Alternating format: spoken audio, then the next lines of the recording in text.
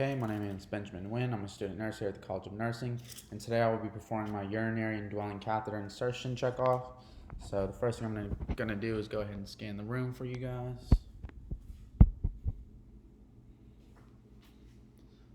I have that skills book right there because I need something to prop my recording device on later whenever I demonstrate specimen collection. So that's why that is there. Okay. So, the first thing I'm going to do is verify the hospital policy as well as the hospital order. I'm going to perform hand hygiene. I'm going to identify my patient using at least two identifiers. So this is Jaguar J. Jones, date of birth is 08/25/1963, MR number is 417-6352, it matches up on both. I would also assess for allergies at this time, so I see Ms. Jones here is allergic to penicillin, and I would explain the procedure to my patient. So today, Ms. Jones, we're going to be inserting a urinary catheter. After I do that, I'm going to list 3 indications of why an indwelling catheter would be appropriate. So required immobilization for surgery, trauma, or other therapies, strict urinary output monitoring, or to assist in the healing of open sacral or perennial wounds in incontinent patients. So after I do that, I'm going to gather all of my equipment, which I already have. I'm going to don my goggles. I don't have goggles, so I'm just going to verbalize that I would don my goggles. I would perform hand hygiene, apply my clean gloves.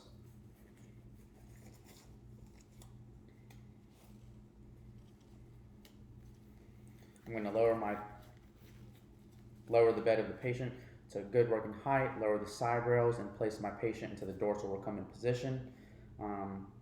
Now we're going to move on to perennial care. So for a female, I'm going to retract the labia. I'm going to clean front to back. I'm going to clean over the labial folds, the labia minora, the vaginal orifice, and the clitoris. For a male, I would retract the foreskin if it was present. Start at the urethral meatus, clean outwards, inwards to outwards in a circular motion. For both the female and the male, after each swipe or whatever you want to call it, you would discard the wipe or whatever you're using to clean the perineal area. So after that, I'm going to dispose of the gloves. I'm going to open my kit, get my trash can in position.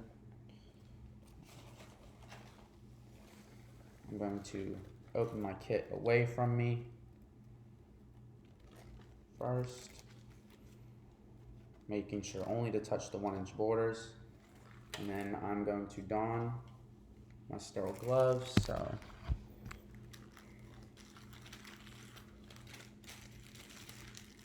do this just like we always do. Straighten out the borders, touching only the 1-inch border.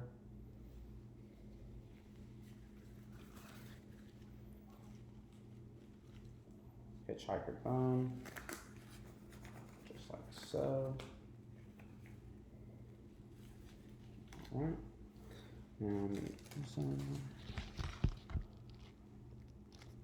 Okay, so now that I have my sterile gloves on, I'm going to take out my sterile drape, only touching the 1-inch border.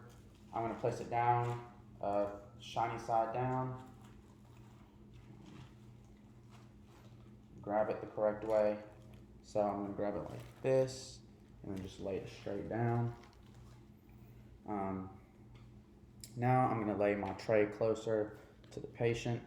So when I set this tray down, you won't be able to see it in the camera, so I'm just going to tell you what I'm going to do. I would get my cleaning supplies ready. I have lubricant right here. I'm going to rip that open, and I'm going to squirt it into this tray right here. And then after I do that, I'm going to attach the syringe to the balloon port. So rip open the lube, squeeze it in there, discard. Going to attach the syringe to the balloon port.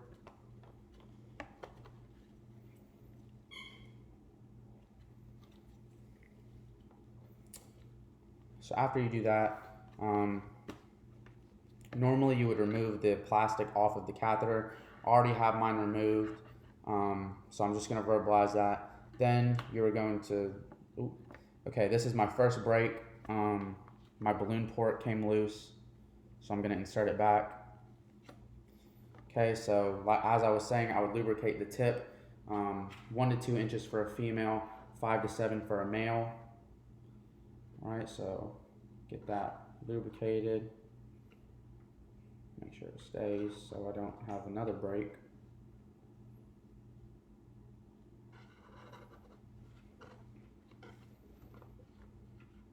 Okay. So once that's all good and lubricated, we're going to move on to perineal care. So my patient is female, so as I said, this hand is about to be contaminated because it's about to touch the vagina. So I'm going to retract the labia, and I'm going to clean as I indicated earlier. One smooth, solid motion.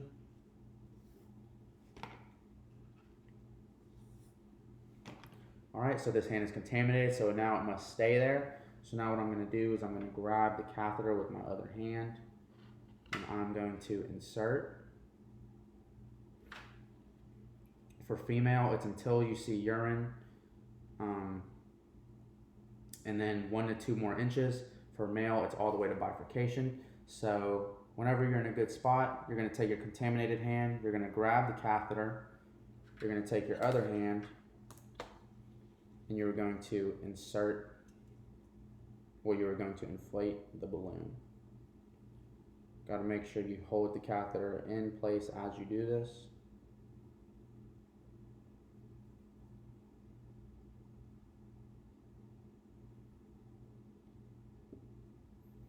All right, so now I'm going to remove the syringe, discard of it. I'm going to tug on it to make sure it's in place, and once it is, I'm going to advance it slightly. So now that I've done that, and the reason you want to advance it slightly is to relieve pressure on the neck of the bladder. So after you do that, you're going to want to apply the stat lock. So I'm just going to show how to do it. So you're going to unclip this to get it open like that. You're going to attach it here and just close it, and then you're going to place it about here on the thigh. But usually you would peel back the adhesives and put it there, but I'm not going to be doing that today. And to unclip it, you just pinch it. So after you do that, you're going to make sure that you secure the drainage bag onto the bed frame, not on the bed rail. Make sure that it is below the level of the bladder.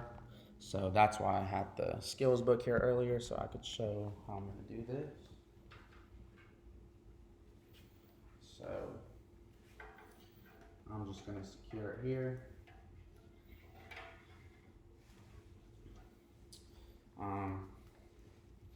Yep. Then you would secure this blue part onto the thigh, like that. It's not really sticking, but you would secure it onto the thigh. And for specimen collection, for a newly inserted catheter, you would come down here.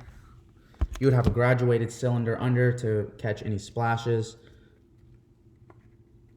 And you would unclip this part right here and just collect the necessary specimen.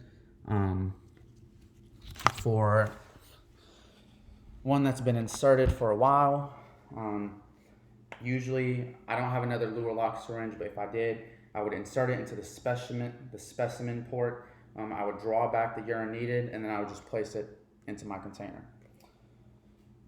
So after you do that, you're going to document the catheter size, the color, the consistency, the amount of urine, and the patient's response to the procedure.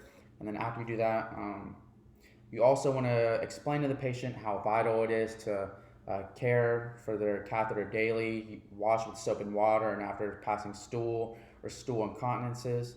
Then you want to raise the bed back to a comfortable height. You want to raise up the side rails. You want to make sure the call light and all other comfort equipment are in reach of the patient. So for that, I think that's all. So of course you're going to tidy up your station.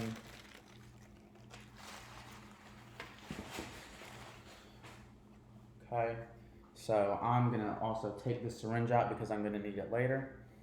So I'm just gonna place it right here. So to empty the bag, you would use a graduated cylinder. You would use a graduated cylinder. So I'm gonna loosen the plunger back 1/2 milliliter. And sorry I had to touch my recording device. The screen went black for inactivity. So you would attach it back to the port. You're going to loosen the plunger first of all. Loosen the plunger, pull back 1/2 milliliter, attach to the port, and then just allow gravity to do its thing.